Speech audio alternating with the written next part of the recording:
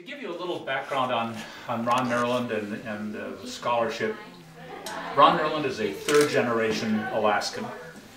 His grandfather hiked the Chilkoot Trail, ended in Dawson City, started a wallpaper and paint business there.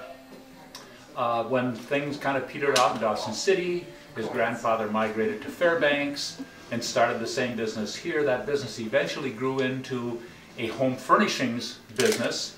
It was located right downtown in Fairbanks.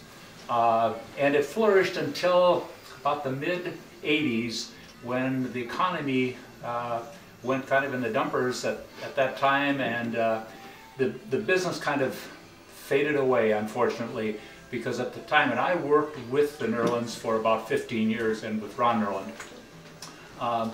We had stores in Fairbanks, Anchorage, Hawaii, and Seattle at one point in time. But about Ron Nerland, if Ron Nerland could be here tonight, you would love this guy. You know, he is just one of the great, great guys, and he and I were like as close as brothers. We shared an office. I was telling Tammy earlier, he had a desk on that side of a room and I had one here. We had a big desk in between, and we shared a computer and things between us. And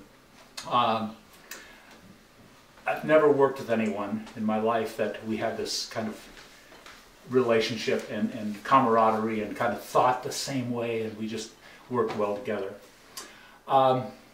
Ron's grandfather, as you may or may not know, one of the halls at the university is named after his grandfather. Nerland Hall is named for Andrew Nerland. Ron's father served in the Constitutional Convention when we became a state, or before we became a state, and served in that.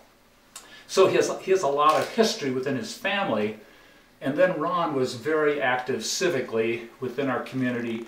He served on what used to be the MUS board, municipal utilities. That's long gone and now absorbed by someone else. But he did that. He did a lot of other things, but probably his greatest accomplishment in terms of civic involvement was the building of Fairbanks Memorial Hospital. In 1967, we had a major flood in Fairbanks. Very few people were spared.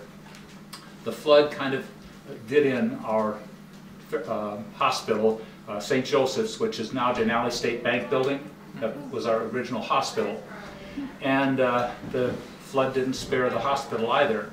Well, immediately after the flood, three people primarily got together and did something about it. And they were Dr. William Wood, former president of the university, Red Porter, and Red Porter had a company in South Fairbanks called Yukon Plumbing Supply, and Ron Nerland. And the three of those guys got together, and I was running our store, and Ron was gone for pretty much 3 months, raising money, and they raised about $1 million, and then they were able to go out and get matching funds from federal agencies, different agencies, to bring the amount of money necessary to build the initial building of Fairbanks Memorial Hospital. And I just have never known anyone who was so dedicated to anything in his life as that. Well, then we hired a management company to manage the hospital because we didn't have the expertise in-house to do that. Ron became a board member of that hospital management company, and they were located in Fargo, North Dakota at the time. And he served on that board for, oh gosh, I don't know, 12 or 13 years, maybe longer. And then when he retired, he moved to Chandler, Arizona. And Ron passed away of pancreatic cancer 6 years ago. And I lost my best friend. But Ron he was the greatest storyteller that you could ever imagine. Most of the stories I can't tell here.